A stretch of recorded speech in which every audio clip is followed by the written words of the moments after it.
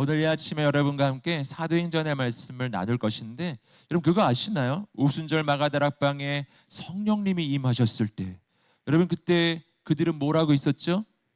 기도회를 하고 예배를 드리고 있었던 거예요. 오순절 마가다락방에 성령님이 임하셨을 때, 그 성령 강림의 그 순간, 그 성령 강림이 임하시는 그 성령이 임하신 강력한 그 예배가 여러분 몇 시에 있었던 예배인지 아시겠습니까? 성경에 보면 시간이 나와요. 우리가 오순절 성령 강림 사건 그러면요, 이거를 저녁 집회라고 많이 생각해요. 밤 기도하고 있지 않습니까? 아니었어요. 사도행전을 보시면 시간이 나와요. 시간이, 사람들이 성령 받은 사람들을 보면서 아니 이 사람들 술 취한 거 아니야? 막 이랬어요. 그랬더니 그 성령 받은 사람들이, 제자들이 이렇게 말했어요. 아니 지금 시간이 9시인데, 베드로가 말했죠. 시간이 지금 9시이기 때문에 우리는 지금 술 취한 것이 아닙니다. 성령에 취한 것입니다. 성령님이 임한 것입니다. 시간이 나왔어요. 9시. 할렐루야. 네.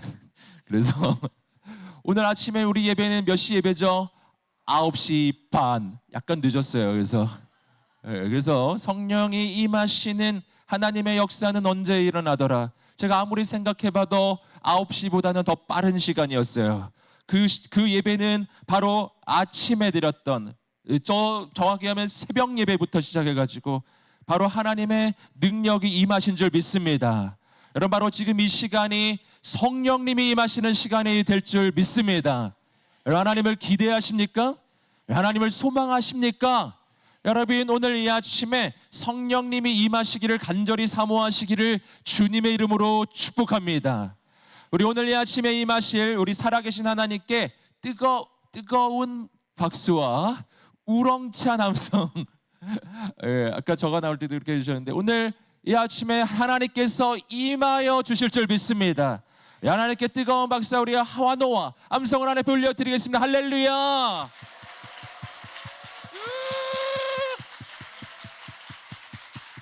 할렐루야. 아멘. 아멘. 할렐루야. 살아계신 하나님께서 우리 오클랜드 온누리 교회를 통해서 지난 20년 동안 놀랍게 역사하여 주신 줄 믿습니다. 행하실 줄 믿습니다. 다시 한번 하나님께 감사의 박수 올려드릴 때, 20년 동안 함께 하신 하나님, 앞으로 역사하실 하나님께 우리 감사의 박수 올려드리겠습니다. 우리 우렁찬 함성이 없었어요. 그래, 제가 할렐루야 할 때 우렁찬 함성과 함께 하나님께 한번 올려드리겠습니다. 할렐루야.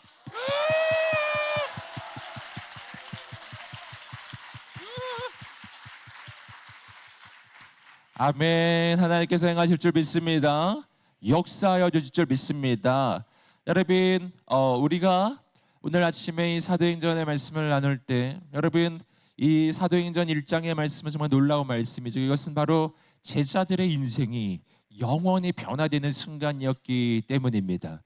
우리가 생각할 때 예수 그리스도의 제자들이라고 하면은 정말 위대하게 생각하지 않습니까? 정말 우리는 감히 따라갈 수도 없는, 정말 너무나 높은 경지에 있는 그런 놀라운 하나님의 사람들이라고 우리가 생각을 하게 되는데, 그러나 성경의 말씀을 읽어보시면 제자들은 원래부터 그렇게 대단한 사람들이 아니었던 거예요. 제자들의 인생을 바라보시면은 정말 부족하고 연약한 사람들, 부름받는 순간부터 그들은 그러했고, 그들은 정말 3년이나 예수님의 말씀을 들었고 훈련을 받았고 양육을 받았음에도 불구하고 그 후에도 여전히 부족했다라는 거예요. 여러분 성경 말씀을 읽어보시면 예수님의 이 제자들이 바로 예수 그리스도의 그 십자가 앞에서 어떤 반응을 보였는지 아시죠? 다 도망갔어요. 여러분 예수 그리스도의 수제자라고 하는 베드로는 예수님을 3번이나 저주하면서 부인하였습니다. 그 3년이나 예수님의 말씀을 들었던 사람들이 상태가 그랬다라는 겁니다. 여러분 그리고 나서 예수님이 부활하셨어요. 부활하신 후에 좀 달라졌느냐? 아니었어요. 달라지지가 않았어요. 예수님 부활하신 다음에 부활하신 예수님 그분을 보았을 때 제자들은 여전히 의심하고 있었어요. 진짜 예수님 부활하신 것일까 의심하고 있었다고요. 여러분, 예수님의 부활을 확인했어요. 확인하면 달라졌는가? 아니었어요. 예수님 부활하신 주님 만났는데 그 다음에도 그들은 여전히 세상을 두려워하고 있었어요. 여전히 자신에 대해서는 절망하고 있었어요. 우리가 그걸 어디서 알 수 있냐면 요한복음 21장의 말씀을 보시면 부활하신 예수님을 만난 다음에 제자들의 선택, 그들은 갈릴리로 물고기 잡으러 가는 선택을 해요. 분명히 그저께 말씀 나누었지만 분명히 사람 낚는 어부로 부름을 받았는데 이들은 다시 물고기 잡으러 갔었다고요. 자신에 대해 실망하고 여전히 세상을 두려워하고 있었던 바로 그러한 제자들이었어요. 여러분, 그렇게 너무 부족했던 제자들, 너무나 연약했던 제자들, 여러분, 이것이 오늘 제자들만의 이야기가 아니라 오늘 우리도 그러하게 느낄 때가 있어요. 오랫동안 신앙생활을 했고 오랫동안 말씀도 보았고 오랫동안 훈련도 받았는데 또 봉사도 했었는데 내 인생을 돌아보면 늘 제자리 걸음인 것처럼 느껴질 때가 있어요. 도무지 신앙생활을 이렇게 오랫동안 했는데 내 인생은 지금 변화가 되지가 않고 능력이 없는 거예요. 세상 앞에 나가면 세상이 두려운 거예요. 감히 도전할 수가 없는 겁니다. 여러분, 변하지 않는 내 모습을 보면서 혹시 실망하신 적이 있습니까? 혹시 낭망하신 적이 있습니까? 내 인생은 과연 그냥 이대로 끝나는 것인가? 이런 생각을 하신 적이 있습니까? 사랑하는 여러분, 오늘 이 아침의 말씀은 바로 그러한 사람들을 향한 하나님의 말씀입니다. 여러분, 제자들의 인생도 바로 그러했다라는 거예요. 그런데 그 제자들의 인생이 언제 바뀌었는가? 바로 성령님이 임하셨을 때, 여러분, 제자들의 인생은 영원히 바뀌었습니다. 오늘 이 아침에 성령님이 임하실 때 우리 인생도 영원히 변화될 줄 믿습니다. 여러분, 하나님을 믿으십니까? 여러분, 성령님을 기대하십니까?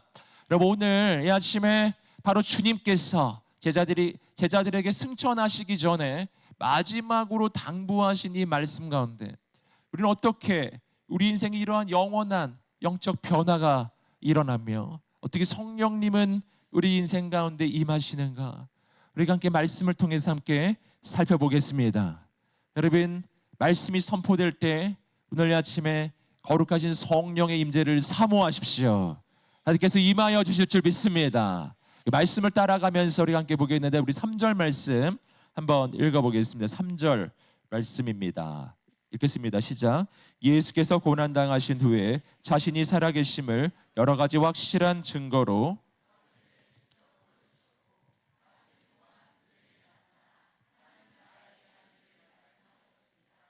아멘. 여러분, 이 말씀은 예수님께서 부활하신 후에 승천하시기 전 그 40일의 기간, 예수님이 부활하신 다음에 바로 승천하신 것이 아니라 40일 동안 이 땅에 머무셨죠. 그 마지막 40일 동안 예수님께서 제자들에게 마지막으로 하셨던 바로 두 가지, 마지막으로 제자들에게 알려주셨던 두 가지 영적 메시지를 이 내용이 정리하고 있어요. 그러니까 여러분, 예수님께서 승천하시기 전에 마지막으로 주신 가장 핵심 메시지 두 개가 있으니까 이거 굉장히 중요하겠죠? 그럼 3절 말씀이 중요한 겁니다. 40일 동안 하신 말씀을 한 절로 요약한 거거든요. 두 가지의 포인트가 있는데 이것은 바로 주님께서 제자들에게 꼭 이것만은 알았으면 좋겠다. 두 가지였는데요. 하나는 뭐냐면 3절 말씀 다시 한번 말씀 한번 보여주세요. 3절 말씀을 보시면 첫 번째는 뭐냐면 자신이 살아계심을 여러 가지 확실한 증거로 사도들에게 직접 보여주셨다고 나와 있어요. 무슨 말이냐면 첫 번째는 뭐냐면 예수님의 살아계심을 분명하게 알게 해주셨다는 것입니다.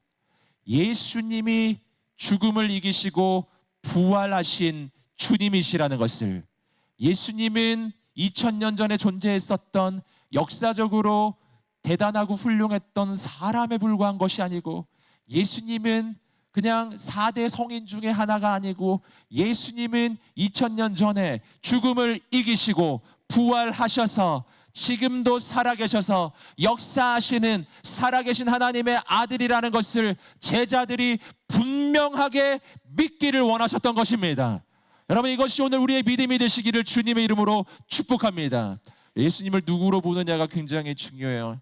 여러분, 세상에 그 어떤 사람도 예수님을 나쁘게 말하는 사람은 없어요. 심지어 교회를 다니지 않는 사람도 다 예수님은 좋다고 얘기합니다. 그렇지 않습니까? 예수님은 존경할 만한 사람이라고 이야기하는 거예요. 여러분, 그러나 여러분, 그건 충분하지 않아요. 예수님을 그냥 존경할 만한 역사적 인물로 대하는 것은 여러분, 우리 인생의 구원을 가져오는 게 아닙니다. 여러분, 예수 그리스도는 훌륭한 그냥 사람이 아니고 살아계신 하나님의 아들이십니다. 그분이 살아계시다는 것을 믿는 게 굉장히 중요해요. 여러분, 왜냐하면 그분이 만약 2000년 전에 십자가에 달려 죽으셨고 그냥 그걸로 끝난 분이었다면 그는 나에게 교훈을 줄 수는 있지만 내 인생을 바꿀 수는 없어요. 하지만 그분은 죽음을 이기시고 부활하셨기 때문에 그분은 지금도 살아계신 하나님이십니다. 그래서 그분은 2000년 전에 존재한 추억 속의 인물이 아니라 지금 여기 계시는 하나님이십니다. 바로 이것이 오늘 우리의 인생을 변화시키는 능력이에요. 여러분, 예수님을 누구로 보느냐 너무도 중요한 거예요. 여러분, 예수 믿는 사람은 예수님을 하나님의 아들로서 믿는 것입니다. 여러분, 두 번째 예수님 말씀해 주신 영적 주제는 뭐였냐면 하나님 나라에 대한 일이었어요.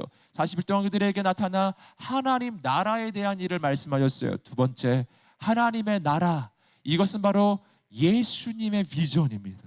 여러분, 하나님의 나라는 예수님께서 이 땅에 계실 때 제자들에게 말씀을 가르치실 때 그 말씀의 주제였어요. 하나님 나라에 대해서 예수님께서는 여러 가지 비유로서 여러 가지 가르침을 주셨던 것입니다.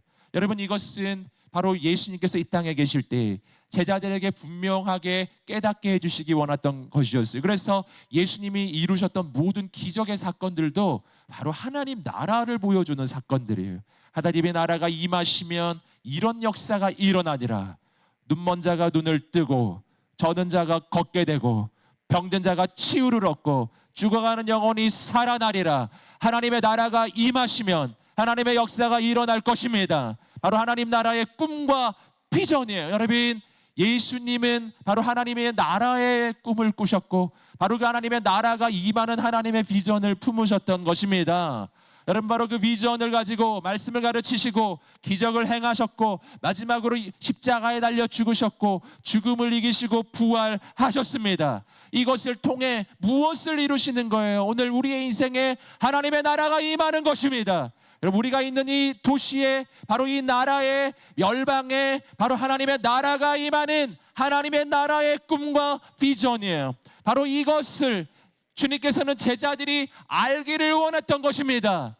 두 가지예요. 예수님에 대한 확신과 하나님의 나라의 비전입니다. 바로 이 두 가지를 바로 주님께서는 제자들에게 마지막으로 알려주셨던 거예요. 그리고 나서 그 하나님의 나라의 꿈과 비전을 이루기 위해 가장 필요한 것, 그것은 바로 성령의 임하심이었거든요. 그래서 주님께서는 제자들에게 이렇게 말씀해 주셨어요. 이제 성령님이 어떻게 우리 인생에 임하시는가를 이어서 말씀해 주셨는데 4절 말씀 우리 함께 읽어보겠습니다. 시작.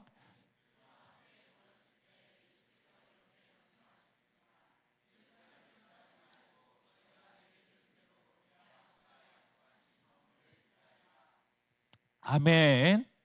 자, 말씀에서 예수님께서 제자들에게 이 마지막 당부의 말씀을 해주십니다. 먼저 주님께서 해주신 말씀의 내용은 이거예요. 예루살렘을 떠나지 말라 것입니다. 말씀을 이렇게 돼 있죠. 예루살렘을 떠나지 말고. 여러분, 이 말씀을 왜 하셨을까요?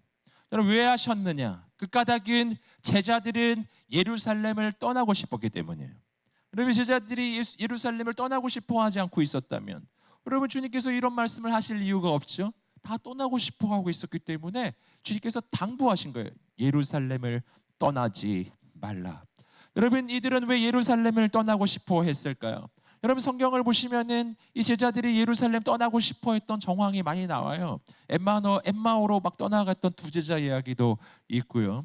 여러분, 예수님의 제자들은 왜 예루살렘을 떠나고 싶었는가? 그 당시 상황을 생각해 보면은 너무 당연한 것인데, 왜냐하면 바로 이 예수님의 제자들이 그토록 3년이나 따랐던 바로 그 예수님을 십자가에 못 박아 죽인 무리들, 바로 유대인들과 종교 지도자들과 그리고 바리새인들과 그 로마 총독과 로마의 병사들은 여전히 예루살렘에 가득했기 때문입니다. 그들은 여전히 있었어요.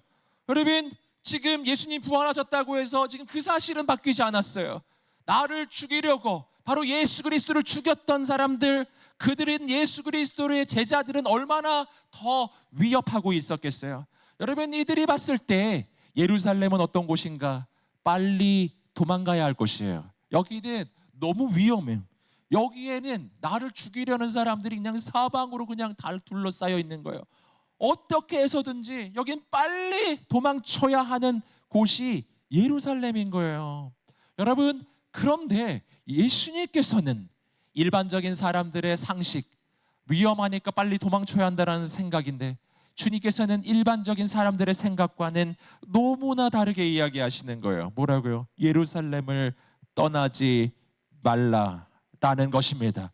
여러분, 주님 왜 이렇게 말씀하셨는가? 여기서 우리는 중요한 우리 인생을 향한 하나님의 영적인 교훈 한 가지를 발견하는 겁니다. 그건 뭐냐면은, 우리 인생의 중요한 것은 내가 어디에 있느냐가 아니라 여기에 하나님이 계시느냐가 중요하다는 사실입니다. 내가 어디에 있느냐는 가장 중요한 문제가 아닙니다. 여기 하나님이 계시느냐가 중요한 거예요. 내가 세상에서 가장 안전한 곳에 있다고 스스로 생각할지라도,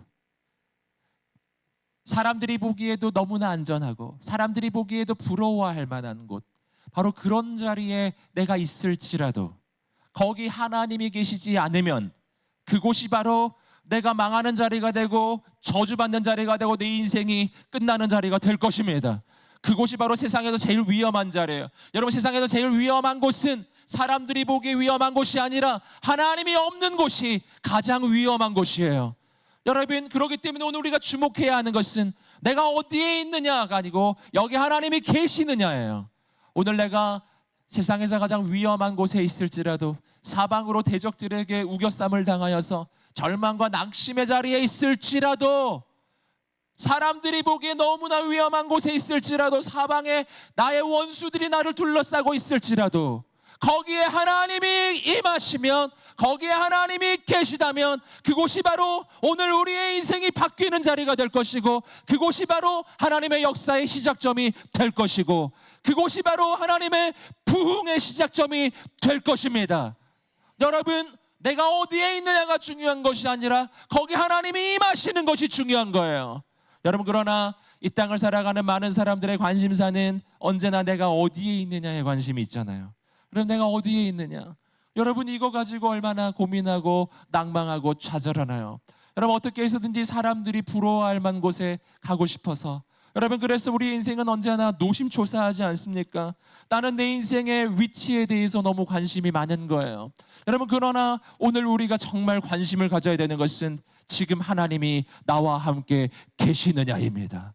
여기 성령님이 임하셨느냐예요. 여러분, 하나님께서 오늘 우리 인생 가운데 임하실 때 내가 어디에 있을지라도, 어느 곳에 있을지라도, 어느 자리에 있을지라도 바로 거기가 하나님의 역사의 자리가 될 것입니다. 하나님 아버지의 역사가 나타날 것입니다. 여러분, 역사의 중심은 어딘가? 역사의 중심은 어디일까요? 여러분, 역사의 중심은 사람들이 생각하는 중심이 아니에요. 역사의 중심은 하나님이 임하시는 곳이 바로 하나님의 역사의 중심이 될 것입니다. 여러분, 그렇기 때문에 예수님께서는 예루살렘에서 탄생한 것이 아니라 베들레헴에서 탄생하셨고, 그 당시에 정치와 경제와 역사와 모든 것의 중심이었던 예루살렘이 아니라 예수님께서는 저 머나먼 변방 발로 갈릴리에서, 그렇게 무슨 나사렛에서 선한 것이 날 수 있겠느냐, 바로 그런 이야기를 들으시는 바로 그러한 시골에서, 여러분, 예수님께서는 태어나셨을, 그곳에서 어린 시절을 보내셨을 뿐만 아니라 그리고 그곳에서 하나님의 사역을 하신 거예요. 그리고 거기서부터 하나님의 놀라운 역사는 일어나기 시작했던 것입니다. 여러분, 예루살렘이냐 갈릴리냐 베들레헴이냐 그곳이 어디냐는 중요한 게 아닌 거예요.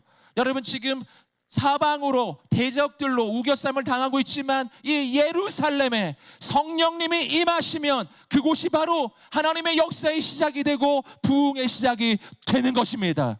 우리 그것을 알고 있어요. 제자들은 지금 예루살렘을 너무 떠나고 싶어 했어요. 하지만 우리는 알고 있습니다. 성령님이 임하셨을 때 어떤 일이 일어났죠? 그렇게 위험하게 생각했던 바로 그 예루살렘에서 바로 예루살렘 교회가 탄생하는 거예요. 바로 거기에 성령님이 임하셔요. 바로 거기서 선교의 역사가 시작이 되는 것입니다.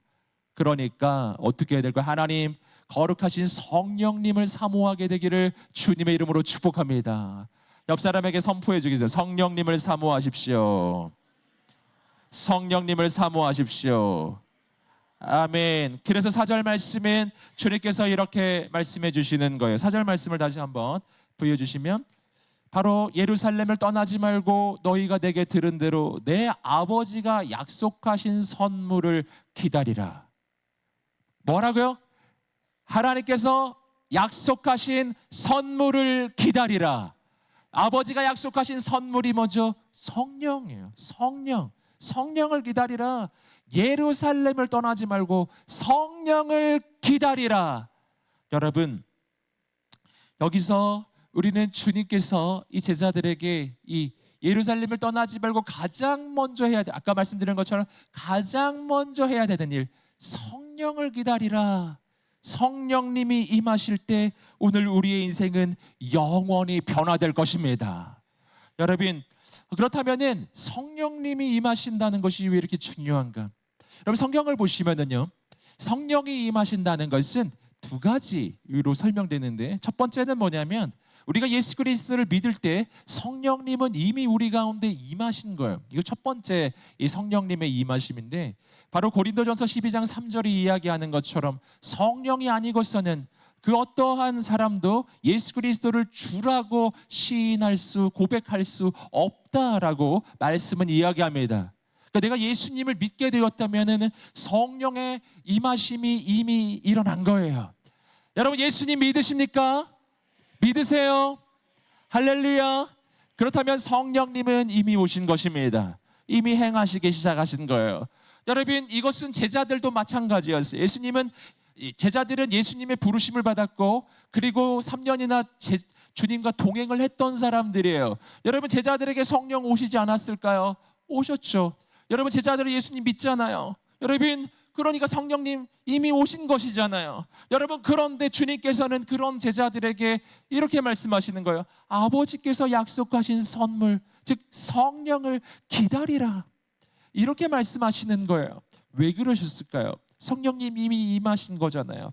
여기서 우리는 중요한 사실을 알게 되는데, 그것은 뭐냐면 성령님이 우리 인생 가운데 임하실 때 바로 두 가지의 역사를 하는 거예요. 첫 번째는 성령님이 하시는 첫 번째 역사는 예수님 믿게 하는 것입니다.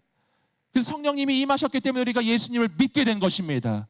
그런데 두 번째가 있어요. 두 번째, 성령님이 나에게 주시는 것은 예수님을 믿게 하실 뿐만 아니라 두 번째, 바로 하나님의 사명을 감당할 수 있는 능력과 은사를 부어 주시는 거예요. 이 순간은 그 다음에 오는 거예요. 예수님을 믿은 다음에 오는 거라고요. 다음에. 지금 예수님의 제자들에게 필요한 것은 무엇인가? 그것은 성령의 은사와 능력이 임하는 것입니다. 두 번째 사건을 이야기하는 거예요. 여러분, 그래서 오늘 말씀에서 성령을 사모하라고 하는 것은요, 조금 더 구체적으로 얘기하면 성령의 은사와 능력을 사모하는 거예요. 성령이 부어주시는 은사와 능력을 사모하는 거예요. 여러분, 그래서 우리가 신앙생활을 할 때 성령의 능력을 받는 신앙생활, 즉 성령 받은 신앙생활과 그렇지 않은 신앙생활은 너무나 큰 차이가 납니다.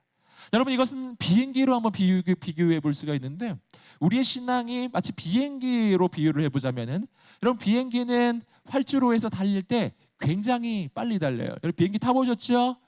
많이 타보셨을 것 같은데요. 비행기 타보시면 비행기가요, 활주로에서 달릴 때도 굉장히 빠르다고요.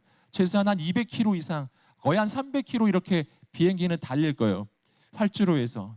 여러분, 그러나 여러분 생각을 해보세요. 내가 비행기를 탔는데 활주로에서 엄청나게 빠르게 달리고 있는 거예요.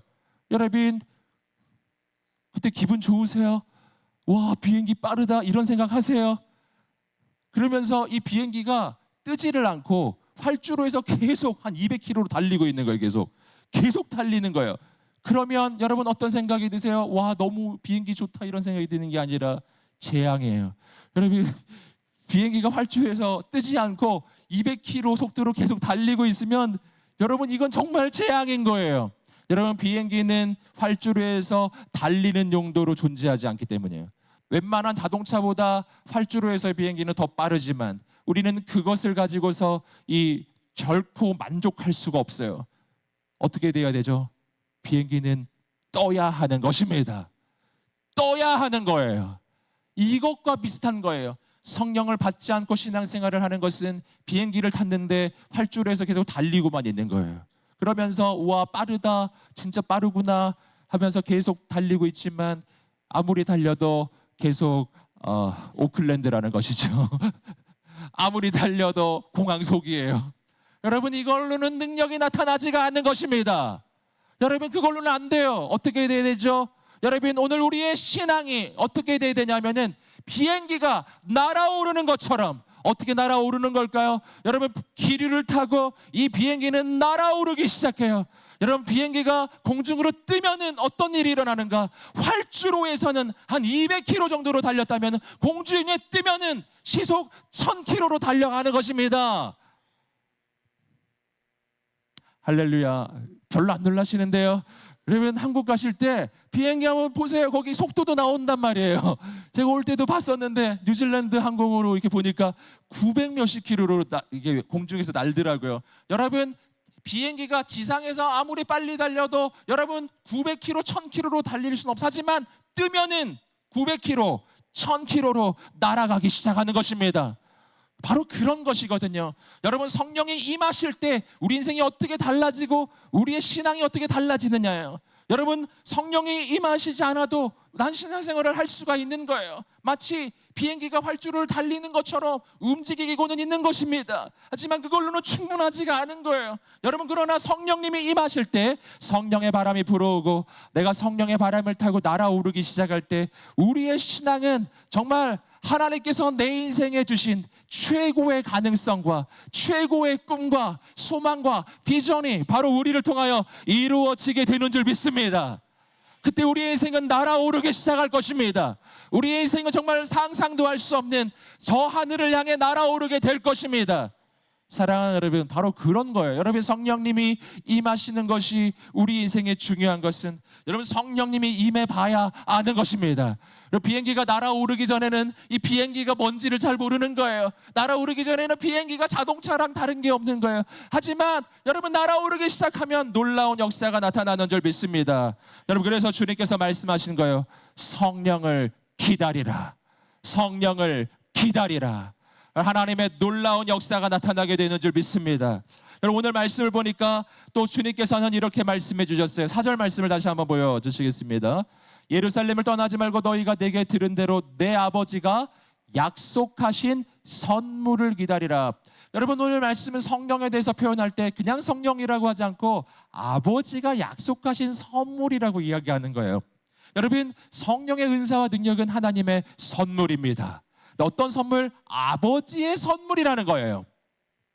여러분, 여기서 우리는 성령의 은사와 능력을 받게 되는 것이 그렇게 어려운 일이 아니라는 걸 알게 돼요. 여러분, 아들이 아버지에게 선물 받는 게 어려운 일일까요? 쉬운 일일까요? 기억을 해보니까 우리 집은 그게 좀 어려운 것 같다. 우리 아빠는 안 주시더라, 이런 분이 계실지 모르겠는데 그럴 땐 아버지들 회개하시고요. 그러시면 여러분, 그런데 하늘에 계신 우리 아버지는 여러분 정말 좋으신 아버지. 제가 좀 수정하겠습니다. 여기 계신 아버지들 다 좋으신 분들이십니다. 그래서 여러분, 아버지는 자녀에게 기꺼이 선물을 줘요. 기꺼이 바로 그렇게 주시는 거예요. 여러분, 하나님 아버지가 나에게 성령을 선물로 주신대요. 이거는 기꺼이 주신다. 주실 준비가 돼 있다는 거예요. 여러분, 누가복음 11장 13절 말씀은 이렇게 이야기해 주고 있어요. 읽어보겠습니다. 시작. 너희가 악할지라도 너희 자녀에게 좋은 것을 줄 줄 알거든 구하는 사람에게 성령을 주시지 않겠느냐. 아멘. 하물며 너희 아버지께서 구하는 사람에게 성령을 주시지 않겠느냐. 여러분, 이 말씀이요, 마태복음 산상수훈의 말씀에서 아주 똑같은 말씀이 딱 나오는데 마태복음 말씀하고 누가복음 말씀이 달라요. 마태복음 말씀에서는 이렇게 되어 있어요. 너희가 악할지라도 자녀에게 좋은 것을 줄 줄 알거든 하물며 하늘에 계신 너희 아버지께서 구하는 자에게 좋은 것을 주시지 않겠느냐. 좋은 것을 주시지 않겠느냐. 이렇게 되어 있다고요. 근데 누가복음은 똑같은 말씀인데 그 좋은 것 자리에 성령으로 바뀌어 있어요. 이게 뭐라고요?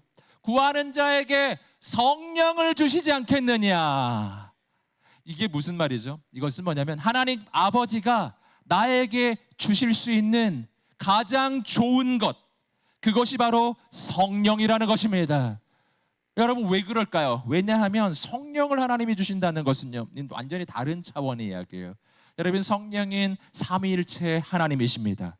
성령을 주신다는 것은요, 성령 하나님이 우리 인생 가운데 임하시는 것을 의미하는 거예요. 여러분, 그렇기 때문에 하나님 아버지가 나에게 성령을 주신다는 말씀은 하나님 아버지가 우리 인생에 직접 임하신다는 뜻입니다. 직접 오시는 거예요. 할렐루야. 여러분, 아빠는 멀리에서 나에게 선물만 보내줄 수가 있어요. 멀리서 소포로 선물만 보내주는 거예요. 여러분, 그러나 아빠는 직접 올 수 있어요. 할렐루야. 기쁘신가요? 여러분, 엄마는 멀리에서 음식을 해가지고 소포로 음식을 보내줄 수가 있어요. 그렇죠? 소포로 보내줄 수가 있잖아요. 제가 이전에 대학을 다닐 때 서울에서 다니고 제가 고향이 대구거든요. 할렐루야. 대구 출신입니다. 예, 경상도 산하예요. 근데 여러분, 대학교 다닐 때 어머니가 좀 멀리에서 소포로 음식을 보내주시는 거예요. 이렇게 하실 수가 있는 거예요. 여러분, 그런데 어느 날 엄마가 오신 거예요. 이건 다른 차원이에요. 다른 차원. 소포로 음식이 올 때는 받은 음식만 먹는 거예요. 하지만 엄마가 나타나는 순간 모든 음식이 나오기 시작해요. 할렐루야. 할렐루야. 여러분, 놀랍지 않습니까? 이것이 바로 하나님이 오신다는 거예요. 여러분, 하나님은 멀리에서 내게 선물만 이렇게 보내줄 수도 있는데 하나님이 직접 우리 인생에 임하시는 순간 하나님께서 친히 우리 인생 가운데 역사하여 주실 줄 믿습니다. 새 일을 이루어 주실 줄 믿습니다. 그래서 하나님이 주실 수 있는 최고의 선물은 성령인 거예요. 여러분, 아빠가 자녀에게 줄 수 있는 최고의 선물은요, 아빠가 가는 거예요. 할렐루야. 할렐루야. 놀랍거든요. 여러분, 오늘 하나님께서 그것을 말씀해 주고 계신, 우리 함께 5절 말씀 계속 읽어보겠습니다. 5절입니다. 시작. 요한은 물로 세례를 주었지만 너희는 며칠 안에 성령으로 세례를 받을 것이다. 아멘. 5절 말씀을 보니까 성령이 임하시는 것을 이렇게 표현해 주고 있습니다. 너희는 성령으로 세례를 받을 것이다.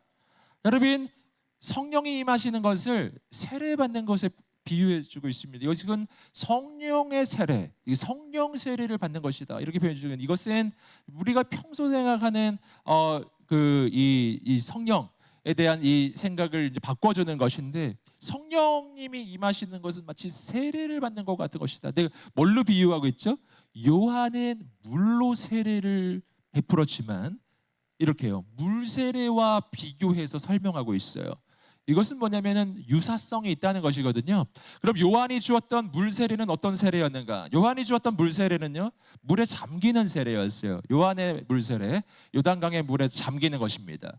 이것이 원래 원칙이에요. 지금 우리 장로교 교단에서는 머리에 물을 뿌리는 형태로 세례를 주고 있지만 의미는 동일한 거예요. 왜냐하면 머리에 물이 이렇게 물을 뿌려질 때 이 물이 내 머리 위에 있는 것이죠. 물이 내 머리 위에 있으면 이게 무슨 뜻이죠? 물에 잠긴 거거든요. 똑같은 거예요. 똑같은 의미를 가지고 있어요. 그러니까 여러분, 이게 뭘 말하느냐면 요한이 물로 세례를 베풀었던 것처럼, 즉 물에 잠겼던 것처럼 성령이 임하신다는 것은 성령으로 세례를 받는 것인데, 바로 그것은 뭐냐면은 성령의 강에 잠기는 것이다. 어떻게 잠기는 것인가? 성령의 강은요, 고요한 강이 아니라고요. 성령의 강은 바로 생수의 강인데, 생수의 강은 바로 세차게 흐르는, 정말 폭포수와 같은, 정말 홍수 때 물이 그냥 거대한 물이 막 세차게 흘러가는 바로 그러한 물이 바로 성령의 강물인데, 성령 세례라는 것은 뭐냐? 성령의 강물이 세차게 흘러가는데 거기에 내가 잠기는 것입니다. 거기에 내가 뛰어드는 거예요. 그곳에 내가 완전히 휩쓸려가는 것입니다. 여러분, 여기서 우리는 성령 세례라는 것이 어떤 것인지를 발견하는 거예요. 우리는 성령 세례라고 하면은 성령이 내 안에 임하여서 내 안에 에너지가 채워지는 것이라고 많이 생각할 가능성이 있습니다. 여러분, 성령 충만 받는다고 하면은 내 안에 성령 채우는 것으로 많이 생각하는 거예요. 여러분, 그러나 성령의 충만, 성령의 세례라고 하는 것은 성령이 내 안으로 채워지는 것이 아니고 바로 내가 성령님 안으로 들어가는 것입니다. 성령의 강에 빠지는 거예요. 여러분, 성령님은 나보다 작은 분이 아니에요. 나보다 크신 분이십니다. 성령의 강이 흘러갈 때 거기에 내가 휩쓸려가는 거예요. 여러분, 홍수가 났는데 정말 그 강물이 막 흘러가는데 내가 그 강물에 빠져버린 거예요. 여러분, 그때부터는 나의 인생은 내가 제어하는 게 아니에요. 그 강물이 흘러가는 곳으로 가는 거예요. 성령님이 가시는 곳에 나도 가는 거예요. 성령님이 오른쪽으로 가면 나도 오른쪽으로 가고, 성령님이 왼쪽으로 가면 나도 왼쪽으로 가고, 성령님이 가시면 가고 서시면 서고, 성령님이 낮은 곳으로 가시면 나도 낮은 곳으로 가는 거예요. 왜냐하면 나는 성령의 강에 빠져 있거든요. 성령이 나를 휩쓸고 가는 것입니다. 내 뜻대로 내 마음대로 내 인생을 이끌어가는 것이 아니라 성령님이 내 인생을 이끌어 가시는 줄 믿습니다. 이게 성령 충만이에요. 성령의 세례는 성령의 지배 속으로 들어가는 거예요. 성령의 통치를 받는 것입니다. 성령이 나를 휩쓸어가는 것입니다. 여러분, 오늘 이 아침에 그러한 하나님의 역사가 일어나게 되기를 주님의 이름으로 축복합니다. 여러분, 어떻게 될까요? 성령님을 초대하는 거예요. 여러분, 성령님은 내가 받는 에너지가 아니에요. 성령님은 온 우주를 지으신 창조주 하나님, 바로 삼위일체 하나님이신 분이십니다. 여러분, 그렇기 때문에 성령님이 내 인생에 임하신다는 것은 언제나 왕으로 임하시는 거라고요. 여러분, 그분을 왕으로 초대하십시오. 성령님 임하소서. 이렇게요. 우리 함께 외쳐보겠습니다. 성령님 임하소서. 성령님 임하소서. 그렇게 그분을 초대할 때 그분께서 행하실 것입니다. 여러분, 바로 하나님께서는 이러한 하나님의 꿈과 비전을 말씀해 주셨지만, 그러나 제자들은 이것을 이해하지 못했기 때문에 이렇게 이야기했어요. 우리 6절 말씀 읽어보겠습니다. 시작. 그래서 그들은 다 같이 모여 있을 때 예수께 물었습니다. 주여, 주께서 이스라엘에게 나라를 회복시켜 주시려는 것이 지금입니까? 자, 말씀을 보시니까 이 제자들이 이해가 잘 안 됐어요. 이 제자들이 무슨 얘기를 하냐면, 이스라엘 나라를 회복시켜 주시는 것이 지금입니까? 여기서 제자들의 관심사 두 가지가 나오는데, 하나는 이스라엘의 회복이에요. 왜 이걸 이야기하냐면은 지금 로마의 압제 아래에 있었기 때문에. 여러분, 그래서 이스라엘이 정치적으로 해방되는 것을 이 제자들이 꿈꾸고 있었기 때문에, 이것은 인간적인 이 소망입니다. 인간적인 소망, 인간적인 욕심을 이야기합니다. 여러분, 우리의 인생에 언제나 관심사는 여기에 있어요. 인간적인 욕심, 눈에 보이고 손에 잡히는 어떤 것에 대한 욕심이에요. 여러분, 그리고 제자들의 관심사는 또 한 가지가 있었는데, 그것이 지금입니까? 때에 대한 관심이에요. 그것이 언젠가요? 언제 이루어지나요? 내 소원은 언제 이루어지나요? 내 기도는 언제 이루어지나요? 그것이 언제입니까? 지금입니까? 이렇게 지금 물어보는 거예요. 우리도 그렇게 맨날 물어보죠? 이게 언제입니까? 이렇게 해요. 여러분, 주님께서 거기에 대해서 대답해 주신 거예요. 너무 중요하겠죠? 7절 말씀 읽어보겠습니다. 시작. 예수께서 그들에게 말씀하셨습니다. 그날과 그때는 아버지께서 자신의 권세로 정하셨으니 너희가 알 것이 아니다. 아멘. 때에 대한 대답이에요. 때에 대한 대답. 첫 번째, 때는 너희가 알 것이 아니다. 알려고 하지 마라. 저 옆 사람에게 한번 말씀해 주세요. 알려고 하지 마십시오. 할렐루야. 할렐루야. 하나님, 언제인가요? 맨날 이렇게 물어보고 계시죠. 알려고 하지 마라. 그것은 하나님이 정하신 것이다. 하나님이 그때를 정하셨다. 그리고 우리는 어떻게 되는가? 때와 그리고 비전에 대한 이야기예요. 우리 함께 마지막 8절 말씀 읽어보겠습니다. 시작.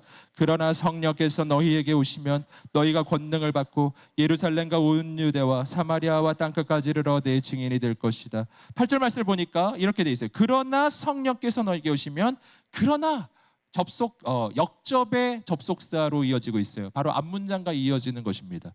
그러나 이렇게 나오고 앞에 뭐라고 말했죠? 그 때는 하나님이 정하신 것이다. 그러니 너희가 알 것이 아니다. 그러나 성령께서 오시면, 자, 때는 하나님이 정하신 것이다. 그러나 성령께서 오시면, 이렇게 되는 거예요. 여기서 우리는 하나님이 정하시는 때, 그때가 어떤 때인지를 발견하는 거예요. 하나님이 정하시는 때는 어떤 때인가? 바로 성령이 임하시는 때예요. 함께 외쳐보겠습니다. 성령님이 임하시는 때. 아멘. 하나님의 때가 임합니다. 아멘. 옆 사람에게 말해주세요. 성령님이 임하시는 때가 하나님의 때입니다.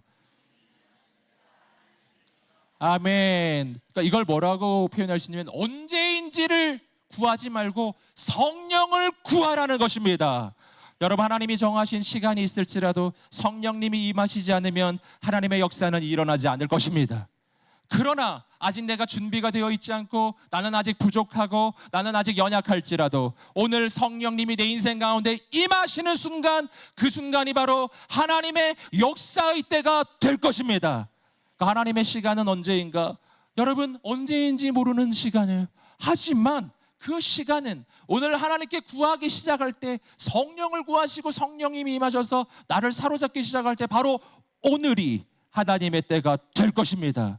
여러분, 성경은 분명하게 이야기하고 있어요. 하나님의 시간, 하나님의 때는 언제인가? 그건 물리적으로 몇 날, 몇 월, 몇 시로 정해지는 시간이 아닌 거예요. 성령님이 임하시면 그때가 바로 하나님의 때입니다. 그럼 그때는 언제인가? 바로 지금일 수 있는 거예요. 그러나 내가 성령님을 구하지 않으면, 내가 성령님을 기대하지 않으면, 성령님을 초대하지 않으면, 성령님이 오시지 않으면 하나님의 때는 임하지 않아요. 아무리 기다려도 그날이 오지가 않는 거예요. 여러분, 성령을 기다려야 합니다. 성령을 사모해야 합니다. 성령님이 임하시게 되시기를 주님의 이름으로 축복합니다. 성령님이 임하시면 하나님께서 우리의 인생 가운데 새 역사를 이루어 주시는 거예요. 여러분, 제자들은 어떻게 하면 로마로부터 해방될 것인가를 꿈꾸고 있었습니다. 하지만 하나님의 역사는 그것과는 전혀 다른 차원의 이야기예요. 여러분, 주님께서는 말씀해 주셨어요. 성령님이 임하시면 너희가 권능을 받고 예루살렘과 온 유대와 사마리아와 땅끝까지 이르러 내 증인이 되리라. 아멘. 여러분, 성령님이 임하시면 우리 인생에 다른 차원의 역사가 일어나는 거예요. 여러분, 제자들은 어떻게 하면 로마로부터 해방될까를 꿈꾸었지만, 그러나 성령님이 임하셨을 때 그들이 권능을 받고 복음을 증거하고 세상을 향해 나아가기 시작했을 때 바로 하나님의 꿈은 뭔가 로마로부터의 해방이 아니라 로마를 변화시키는 것이었어요. 로마를 뒤집는 것이었어요. 로마는 완전히 바뀌었습니다. 세상이 바뀌는 것이었어요. 나는 어떻게 하면 이 세상 가운데 살아남을 수 있을까? 나는 어떻게 하면 이 세상 가운데서 정말 도망칠 수가 있는가? 어떻게 생존할 수가 있는가? 나는 어떻게 하면 이 땅에서 살아갈 수 있을까? 이것이 우리의 고민 아닌가요? 여러분, 그러나 하나님은 말씀해 주신 거예요. 그렇지 않다. 성령님이 임하시면 너희는 세상에서 겨우겨우 살아가는 인생이 아니라 세상을 변화시키는 사람들이 될 것이다. 우리를 통하여 놀라운 역사가 일어날 것입니다. 하나님의 꿈과 비전은 다른 거예요. 여러분, 그렇다면 성령님이 임하셨을 때 어떤 일이 일어나는가? 8절 말씀에서 세 가지를 발견할 수 있어요. 첫째, 성령님이 임하시면 권능이 임합니다. 우리에게 따라해 보겠습니다. 시작. 성령님이 임하시면 권능이 임합니다. 아멘. 오직 성령이 너에게 임하시면 너희가 권능을 받고, 이 권능은요, 헬라어로 듀나미스라고 하죠. 여러분, 이것은 바로 폭발적인 힘, 폭발적인 능력이에요. 악한 대적을 물리치고 원수를 제압하고 악한 마귀를 짓밟는 바로 하나님의 능력을 이야기하는 것입니다. 여러분, 성령님이 임하시면 우리에게 권능이 임할 것입니다. 여러분, 그렇기 때문에 능력은 하나님이 주시는 거예요. 여러분, 능력은 내 속에서 나오는 게 아닌 거예요. 여러분, 그렇기 때문에 성령님이 임하시면 이것은 내 속에 있던 능력이 나오는 게 아니고 없었던 능력이 임하는 것입니다. 어떤 힘이 생기는 거예요. 은사는 하나님이 부어주시는 것입니다. 성령님이 임하시면 우리 인생 가운데 능력이 임할 것입니다.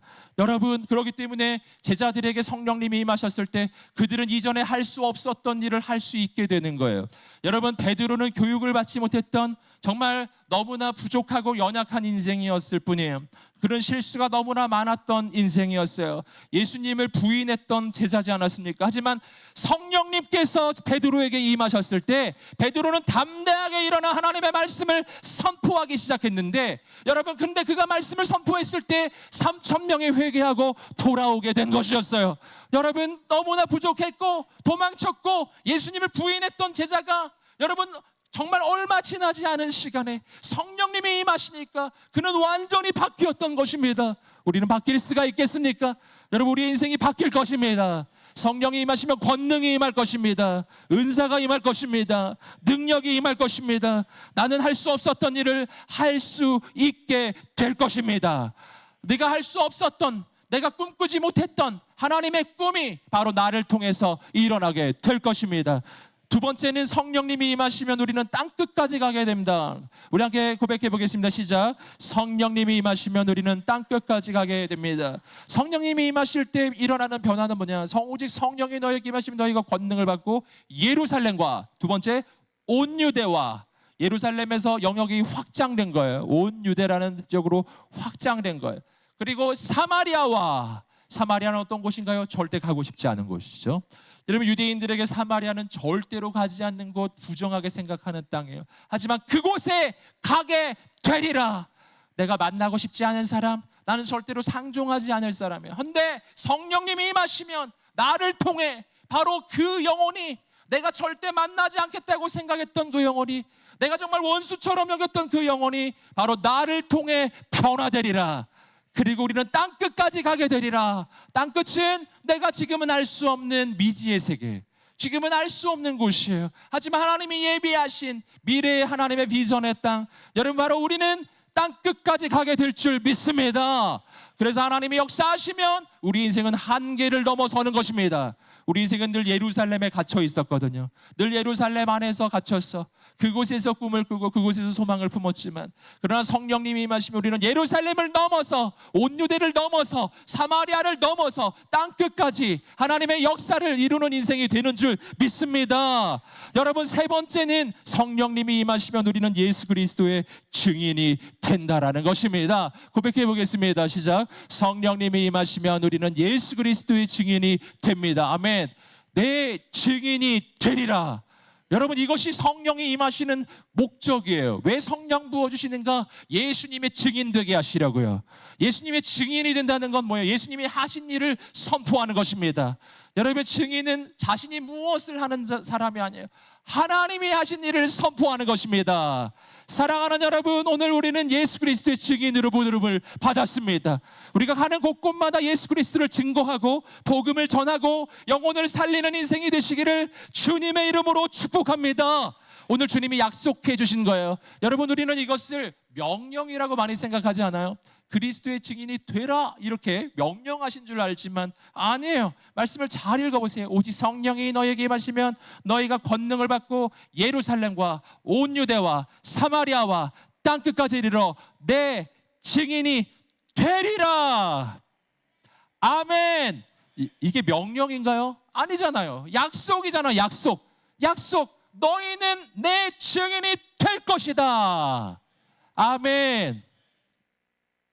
옆 사람에게 한번 선포해 주겠습니다. 예수님의 증인이 될 것입니다. 예수님의 증인이 될 것입니다. 아멘. 이게 명령의 형태가 아닌 것이 얼마나 놀라운지 아시겠어요? 그러니까 이거는 내가 결심을 하고 막 결단을 해서 되는 게 아니에요. 성령이 임하시면 권능이 임하고 우리는 그 성령의 지배 속에 있을 때, 여러분, 저절로 하나님의 인도를 따라가게 되면 나는 반드시 예수 그리스도의 증인이 될 것입니다. 우리를 통해 예수님이 증거될 것입니다. 영혼이 살아날 것입니다. 부흥이 일어날 것입니다. 여러분, 바로 이 날이 부흥의 날이었어요. 성령님이 임하셨을 때 하루에 3,000명, 5,000명이 돌아오는 놀라운 생명과 부흥의 역사가 일어난 것입니다. 여러분, 초대교회 예루살렘 교회는 부흥하는 교회였습니다. 여러분, 그 교회는 하루 만에 3,000명이 된 거예요. 할렐루야! 할렐루야! 아멘! 여러분, 숫자가 중요한 것은 아니지만 그러나 우리를 통해 하나님 행하실 하나님의 부흥의 역사를 꿈꾸시기를 주님의 이름으로 축복합니다.